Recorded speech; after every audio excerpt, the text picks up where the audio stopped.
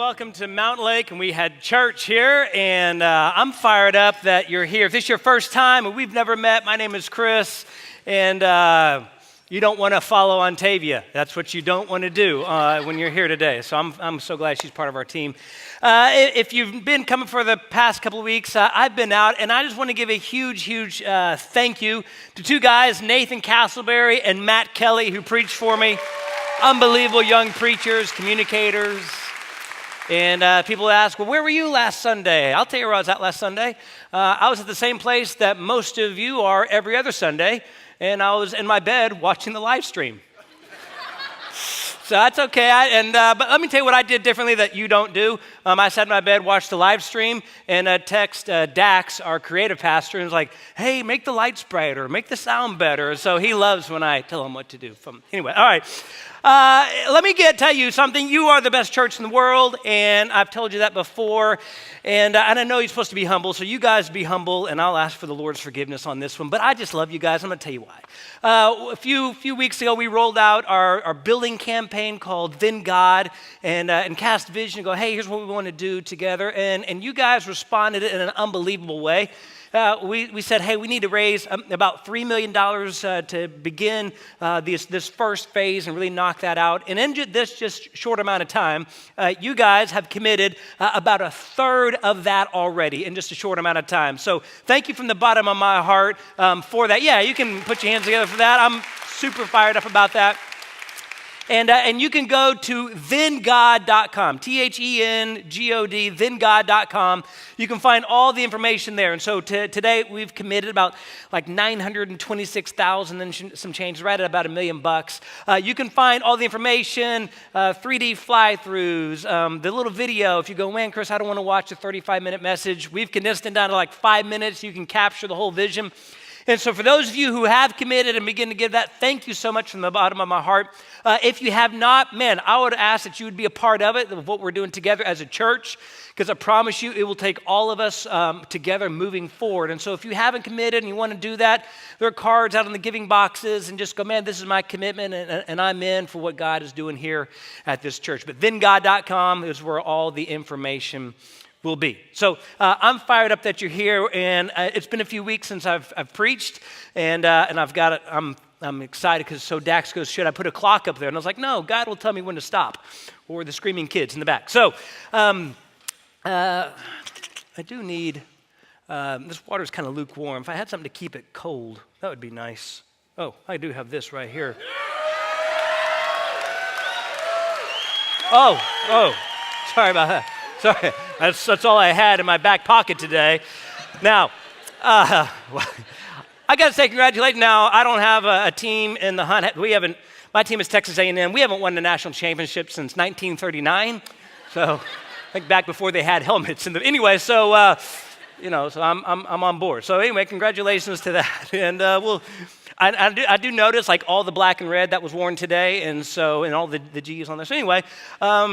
We as Texas A&M fans, we've learned we don't buy tickets to championship games. We buy flat screen televisions and watch all of you play in your championship game. That's what we have learned. Now, we are in the middle of a Christmas season, this Christmas series. Now, I'll be honest with you, I love Christmas. I love this time of year, and I'll tell you why. Because I love studying the Christmas story, the nativity story, every single year and looking at it from different points of view. I get fired up about that. I get fired up about walking into our church and the beautiful lobby and the kids there. You need to understand that there were tons of volunteers that showed up this week and worked hour after hour on the lobby, on the stage. So would you put your hands together, let our volunteers know? I mean, they really served a lot to get us in the Christmas season. And so I'm excited about it, and our hope is that you as Mountain Lakers, that you become the most excited people in this community about Christmas. And I know it's crazy schedules and shopping and parties and all that stuff, but we want you to be excited about Christmas, to get in that Christmas spirit. And so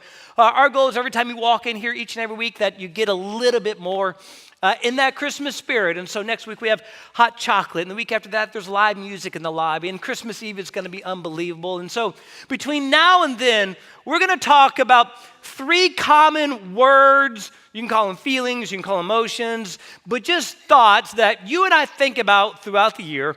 but they get put on high alert here during this Christmas season. And these three words are joy and peace and hope. Joy and peace and hope. And you and I, we look for them throughout the year, but man, Christmas season, for whatever reason, we're looking for them, for about every place we can find it.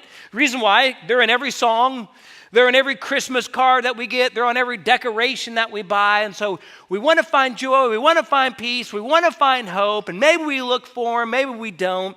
But around December 26th, when we put all the Christmas decorations away, all of a sudden they become a distant memory and go, well, maybe I'll find them next year. And so today, and for the next several weeks, we'll be talking about joy, and we'll be talking about peace and hope, and ultimately, how do we find those things in our life? And today, we're talking about the little word of joy. Now, you look for joy, and I look for joy, and sometimes you think you find it, and all of a sudden it disappears. And the problem is we confuse joy with another common word called happiness. Now, show of hands, how many of you have ever heard the phrase, money doesn't buy happiness? Just by showing you go, money doesn't buy happiness, okay. You know it does. Right? Like you know it does. I mean, it can. I mean, I'll prove it to you. If you don't go, well, I don't believe it does. I'll prove it to you. How many of you, by show of hands, you've ever used the term to describe a significant other, or maybe they've described you as the word hangry, H-A-N-G-R-Y. Hangry, just by show of hands, okay. Sorry, you raised your hand very, very fast back there, okay. Hangry, if you don't know what that is, it's a weird combination of hunger and anger, and it morphs into this weird emotional monster, okay? You're starving, and all of a sudden the world is ending, and you just become like this crazy animal. Now, if that happens, money can fix that. Money can make you out of hunger to happiness, and all you have to do is go through the Chick-fil-A drive-thru, order the #1 original chicken sandwich, a large waffle fry, and sweet tea, and life is good. Money buys it. And then a few hours after you digest it, you're hangry again, right? And the thing starts all over again. Now, I tell you that because we take that and we apply it to our life going, well, I want to find joy, so I'll buy this, I'll date them, I'll go to another job, maybe I can expand my budget, I'll have a better party, I won't invite the dysfunctional family to the Christmas party this year, and we try to make everything good, and we confuse joy with happiness, and we buy and we try to get for a fleeting moment, it's there, and then it's gone. But joy, on the other hand, where joy is found is it's found on the inside. It's a heart thing. It's an internal calmness. It's an internal gladness. It's an internal delight of the heart that is not based off of anything circumstantial. So yes, you can have joy and happiness, but you can also have joy and sadness. And you can have joy in clarity, and you can have joy in confusion. And you can have joy when your firstborn child arrives into the world, and you can also have joy when your spouse passes away after 30 or 40, 50 years of marriage. So you can have joy walking through all sorts of different highs and lows of life, because joy is not based off of anything circumstantial. It's based off of something on the inside. It's that internal gladness, calmness of the heart. And today we're going to look at a group of individuals that are there around that first Christmas scene, and they go from being scared to death, like terrified out of their minds, to just a few verses later, rejoicing and gladness. And the thing about these individuals, nothing circumstantially changed for them. Nothing changed for them, but they go from being terrified to rejoicing and being joyful. So how do you flow? How do you go from maybe it's terrified, maybe it's overwhelmed, maybe it's stress, maybe it's anxiety, maybe it's just the chaos that is Christmas. How do you go from that to finding joy in your life if nothing in your life circumstantially changes? So we're going to talk about that today. If you've got a Bible, grab it. Go to Luke chapter 2, Luke chapter 2. And if you don't have a Bible, I'd share with the person next to you, and maybe you wind up marrying them later on in life. Who knows? So Luke chapter 2 starting. It could be a Christmas miracle here at Mountain Lake. Luke chapter 2. We're going to start in verse 8. Now, it's the story of the shepherds. And you've seen the shepherds, and I'll tell you why I love the shepherds. I love the shepherds because I relate to them. I also love the shepherds because I played one of them in a little childhood play. If you remember that. Actually, I wasn't the shepherd, the good kids. I was the sheep. So That's where I was. Anyway, the talented kids got the shepherd role, but the shepherds were, let me just get a background about the shepherds. They were rough and tough. They were weather beaten and weather torn, and they were on the bottom rung of the social ladder. Bottom rung of the social ladder, and the birth announcement of Jesus comes to them. Here's what it says, starting in verse 8. It says, that night there were shepherds staying in the fields nearby, guarding their flocks of sheep. Suddenly an angel of the Lord appeared among them, and the radiance of the Lord's glory surrounded them, and they were terrified, scared to death. And these guys did not scare easily. These guys, they would fight wild animals to fight them away from their sheep. They would hang out in the elements there throughout the night. They're there probably sitting around the same campfire, telling the same stories and jokes, and all of a sudden this angel appears and they are scared to death.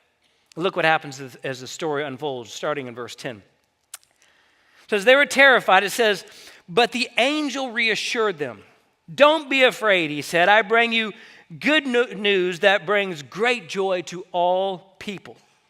The Savior, yes, the Messiah, the Lord, has been born today in Bethlehem, the city of David. And you will recognize him by this sign. You will find a baby wrapped snugly in strips of cloth lying in a manger. And suddenly the angel was joined by a vast host of others, the armies of heaven praising God and saying, glory to God in the highest, and peace on earth to those whom God is pleased. And so it's there in the quietness of the night, in the same place, telling the same stories, the same jokes. All of a sudden, there's this bright light. They're scared to death. Then all of a sudden, it's joined by a vast host of others. And it's this unbelievable sight and sound. And then they disappear. And look what happens. Verse 15. It says, when the angels had returned to heaven, the shepherds said to each other, let's go to Bethlehem and see this thing which the Lord has told us about. Now, let me just tell you why I relate to these shepherds. These shepherds, they're just a bunch of dudes, and they act like a bunch of dudes. I'm going to show you why out of the text. Now, they have just been told. They have just been told of a newborn baby.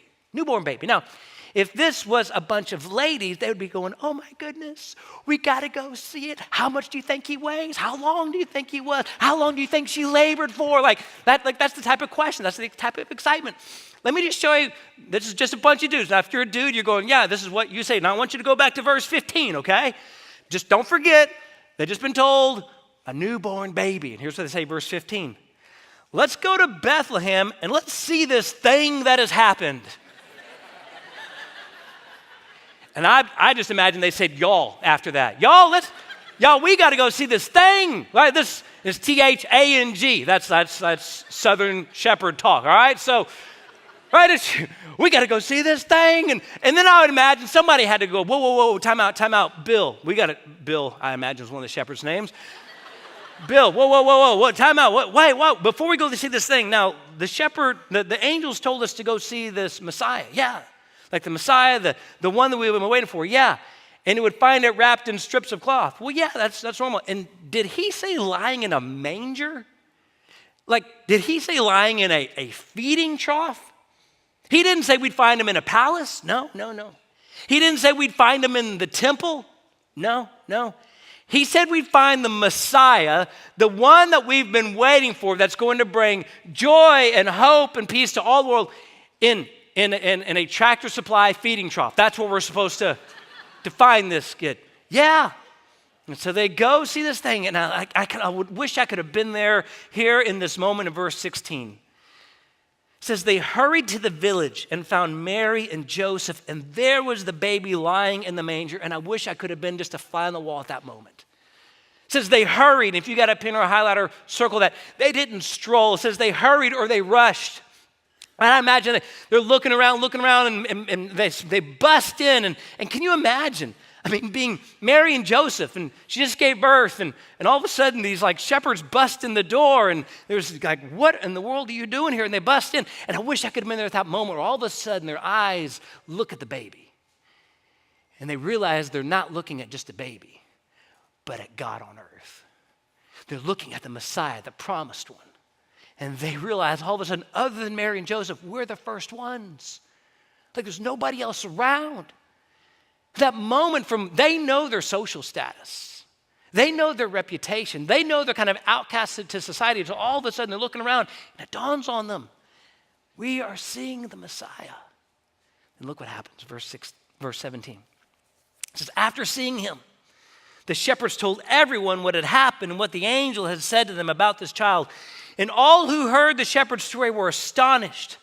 But Mary kept all these things in her heart and thought about them often. If you're a mama, circle that verse. She knew that her baby boy was special. She knew that he was God on earth, and she knew that this was the beginning of a very special young man that would grow into Jesus, the Messiah, God. She knew it. And this is the beginning of a very special life for Jesus. And they returned back, verse 20. The shepherds went back to their flocks, glorifying and praising God for all they had heard and seen. It was just as the angel had told them. They were surrounded by the glory of the Lord, and they were terrified. They go back to that same spot rejoicing. They go back to that same spot with their hearts filled with joy. Now maybe you're not going to be out in a field this week, and all of a sudden an angel is going to appear to you, but maybe you're going to be surrounded by the chaos that is Christmas, and you're going to be overwhelmed. Or maybe you're going to be surrounded by a really small Christmas budget, and you're going to have anxiety set in. Or maybe you're going to be surrounded by very dysfunctional family members at your family dinner table, and you're going to be stressed out to the max. How do you go from stress? How do you go from anxiety? How do you go from chaos to joy, even if nothing changes? I want you to go back and look at the flow and where the joy and where it is found. Look at verse 16. It says, they hurried to the village and found Mary and Joseph, and there was the baby lying in the manger. And then after seeing him, the shepherds told everyone. And here's what I want you to notice about joy, that joy is found in Jesus, that it overflows to others and can be experienced by you. Joy is found in one place, it's found in Jesus. It then overflows to others, and it can be experienced by you even if nothing changes. Because if you notice, it says that they hurried and found Jesus. They found what they were supposed to be looking for. Yes, this baby wrapped in strips of cloth, lying in a feeding trough. And it wasn't the circumstances, it was Emmanuel, it was God on earth. They found what they were looking for because they hurried and found Jesus. Joy is found in one place, it's found in Jesus. It begins to overflow to others and can be experienced by you even if nothing changes. And so the question that I would love for us to wrestle with is this Christmas season, how often do we hurry to Jesus? Hurrying's not the issue for us. Hurrying, we'll hurry to anything and everything that we deem important. Hurry to the next party, hurry to the next paycheck, hurry to alcohol, hurry to the next relationship, hurry to fix this, hurry to the next vacation. We'll hurry to whatever we think will bring us happiness in our life. But how often do we hurry to Jesus where joy is found? Do we hurry to things that are important? We hurry to things that we think will fulfill us that really don't, but how often do we hurry to Jesus? They didn't mosey. It doesn't say they strolled in. It doesn't say they kind of took their time.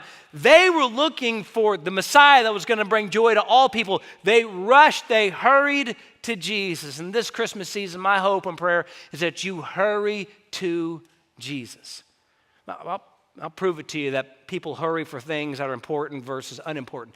Every single school morning, Monday through Friday, getting my 6-year-old Kara, my daughter Kara is her 6-year-old, getting her into our truck to take her down to the bus stop is like putting molasses into the truck. Kara, we gotta hurry. I'm hurrying, Dad. Kara, we gotta hurry, Dad, I'm hurrying. Then she'll do this. Kind of like do the arms and like not move faster. Kara, we gotta hurry. Or at nighttime, Kara, hurry up, brush your teeth, get in bed. I'm hurrying, Dad. No, I'm smarter than you. I think I'm smarter than you. You know, you're not fooling me. Hey, Kara, you want some cookies? Hey, Kara, you want a treat? She becomes an Olympic sprinter. And she's hurtling over the countertops and sliding across the kitchen table. And she knows what's important. She'll hurry to it. Hey, you and I, we know what's important. So things are important. We hurry to. Hey, you want this? You want that? I will hurry to. But how often do we hurry to Jesus, the only place where joy can be found?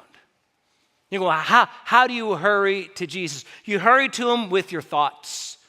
Where do your thoughts rush to? You hurry to him with your actions. You hurry to him first and foremost when you have a major decision. You hurry to him in the scriptures saying, Lord, let me see you in a new and different way. I'll give you a really tangible way to hurry to Jesus this Christmas season. The Christmas story in the Bible is found in two different places. Matthew 1 and 2 and Luke 1 and 2. Matthew 1 and 2 and Luke 1 and 2. Matthew and Luke 1 and 2. 4 chapters. Over the next 4 weeks, read a chapter a week and just say, Lord, let me see you in a new light this Christmas. Or let me see the Christmas story, the nativity story in a new and fresh way. And you go, well, man, I'm busy, or I'm driving, or I'm traveling, or I'm flying over the place. Man, download the YouVersion app and push audio and just listen to it as you're driving. Listen to it, read it, but understand the Christmas story in a new and fresh way and say, Jesus, I've heard this Christmas story 100 times, but Lord, let me see it in a new and different light. Hurry to Jesus in your thoughts and your actions and the amount of time that you read Scripture. A few weeks ago, I was at the dentist. And the hygienist, she was cleaning my teeth, and she goes here to the church. And the hygienist had this unbelievable talent of being able to understand you when you've got dental tools shoved in your mouth. They get it. They can have a conversation. And she asked this question that every hygienist asks that brings shame to each and every one of us. She asked, do you floss on a regular basis? And she goes to the church, so I could not lie. So I deflected and asked her a question. I said, well, ma'am, and I took the tools out, and I kind of wanted her to hear me very carefully. I said, ma'am, I hear that question. I said, my guess is when you ask people that question, you get the same response when I ask people, do you read your Bible on a regular basis? Thank you. Hey, yeah, hi. To which she laughs, she goes, well, I guess you're right. I go, yeah, we know we should. I know I should floss, but man, I'm busy. It's late at night. You know you should read your Bible. You know you should spend time, but it was going, I'm busy. I don't have this Christmas season, 4 chapters, 4 weeks, 1 chapter a week, saying, Lord, let me see the Christmas story in a new and different way. Joy is found in Jesus, but then it begins to overflow to others. And I want you to look at verse 17. It says, after seeing him, the shepherds told everyone what had happened. Everyone. They could have easily have seen the Messiah and gone, oh my goodness, we're the first ones. This is amazing. And gone back to their fields and going, I cannot believe this. They could have gone back to the sheep, and they could have gone back and maybe talked to their family. It says, but they told everyone what they had seen and what they had heard overflowed to others. And that's the flow of joy in your life. And all too often we go, well, I found joy and I need to get my life in order, my anxiety in order, and then I'm going to help others. Then I'm going to take care of their needs. And what you will find is when you begin to focus on other people's needs or problems or hurts in their life, your needs, your problems, your hurts, they become out of focus and something of the past because you're so focused on how you can help others. And so this Christmas season, when you hurry to Jesus, do not forget to help others. Let the joy that you find in Jesus overflow to others. And I would just simply ask that this Christmas season, you open your eyes to those around you, begin to help others in your life. Now, I know. Like every Christmas season message, you hear this, right? Help others, do good others, kind of, and you're going, man, I get that, Chris. That's really nothing new. I understand that, but I also know that most of you are like me, and that you have to be told exactly what to do in order to accomplish. So if I just said help others, you'd be going, well, that's nice. Let's go eat lunch, right? It'd be a nice sermon. But I need to specifically tell you what to do, and I'm in the same boat. It was Thanksgiving. Brianna was cooking. My parents were in town. I was there. I wanted to do something, so I asked Brianna, how can I help you? right? That's a good husband to a wife thing. It's I want to love you like Christ loved the church. How can I help you?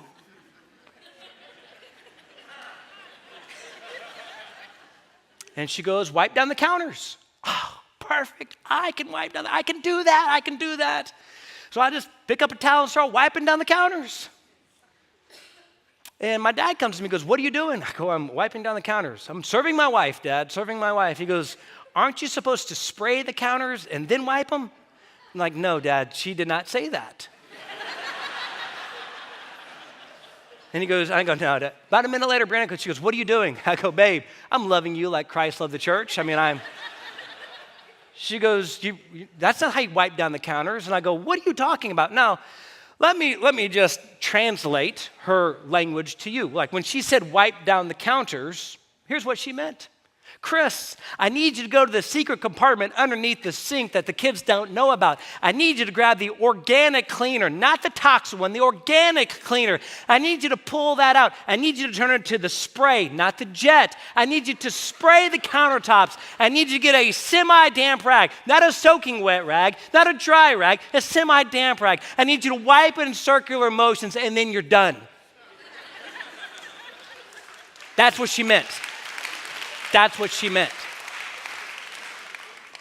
Well, why didn't you just tell me that? I would have done all of those things.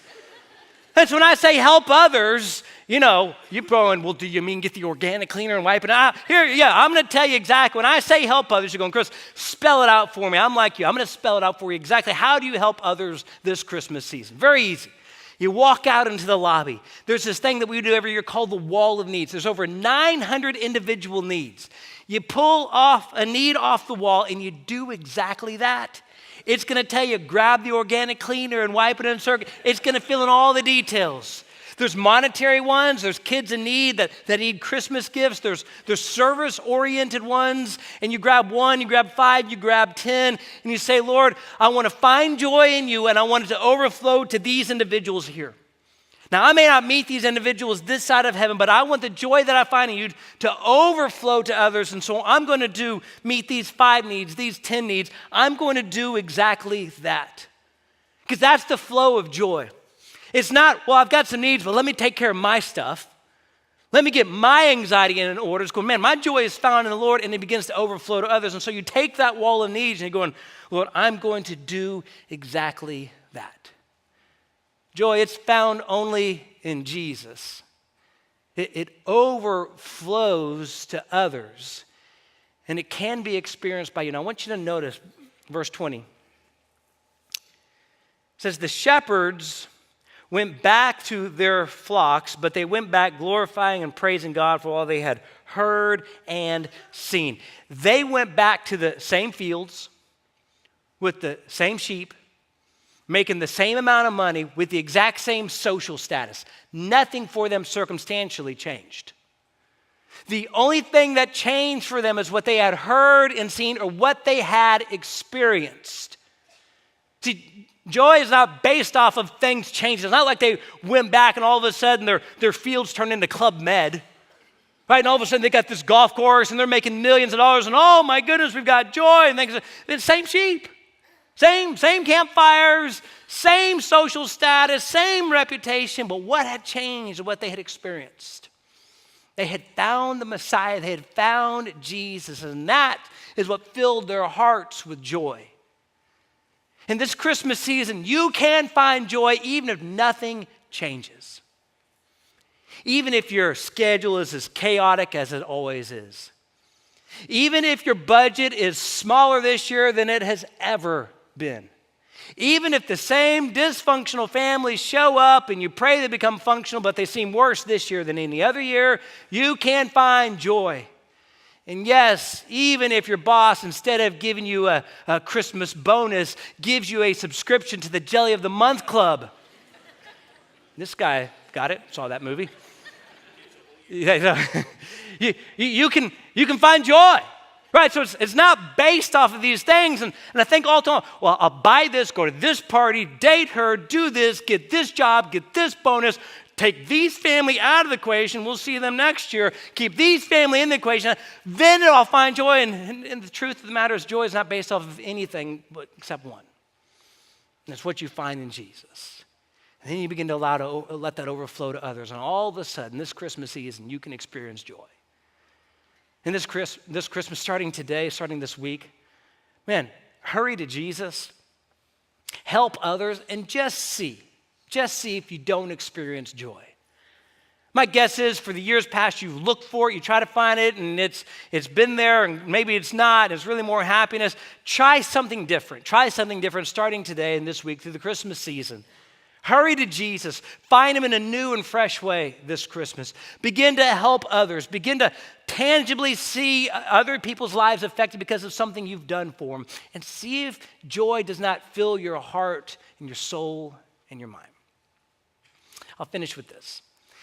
And it's the story behind one of the most famous Christmas carols that we have ever sung. The Christmas carol is Silent Night. You and I, we have sung that hundreds upon hundreds of times. But what you need to understand is why and when it was written. Because it was written in a time of stress. It was written in a time of really bad circumstances and things going on around. It was written in the year 1818. And there's this little church up in the Australian Alps, and Father Moore was there presiding over the service, and the organ that was supposed to be played beautifully on Christmas Eve was broken. And organs breaking back in those days would be like our PA system and lights and screens just going out on Christmas Eve. I mean, it was just disastrous. And frustrated as any pastor would be and trying to make the best. He begins to scratch out some words because he can't, throw Christmas Eve out the window, wants to celebrate it, but wants to remind his people that regardless of the organ working or not, they can still experience joy and celebrate Christmas. And so he begins to pin the words to Silent Night and just begins to write it down and then hands it to his organist, Franz Gruber, and says, hey, come up with a little melody. Maybe you got a guitar, but a melody that we can sing without the organ. And that night, on Christmas Eve of 1818, the first version of Silent Night was sung. And since then, it's been sung by millions of people around the world with just some unbelievable musical instruments and arrangements. But the original song was written at a time where it wasn't going so well, where it was stressful, where people were there, the organ was broken, and it was a reminder of where joy is found, of what the Christmas season really is all about. It's not about things going perfect. It's not about the perfect family meal. It's not about the perfect gift. It's about Jesus and getting back to that moment and understanding that's where joy is found. So here's how we're going to close our time today. I've asked Ontavia, I wanted us to sing Silent Night together. And the way it was sung back then. Now, we're not going to kill the PA, so don't worry about that. But we're going to sing it without instruments. And between now and Christmas, if I looked at your calendars, man, you'd probably freak me out. You probably got a gajillion things to do. But today, take a few minutes and be reminded that the joy of Christmas season is found in Jesus and should overflow to others. So do me a favor, let's stand up together. I'm going to turn off my microphone for your benefit. Okay? I'm going to let Ontavia sing it, but we're going to sing Silent Night. Okay, everyone, let's sing it together. Silent night, holy night, all is calm, all is bright, round young virgin mother and child, holy infant, so tender and mild, sleep in heavenly peace, sleep in heavenly peace. Silent night, holy night, shepherds quake at the sight, glory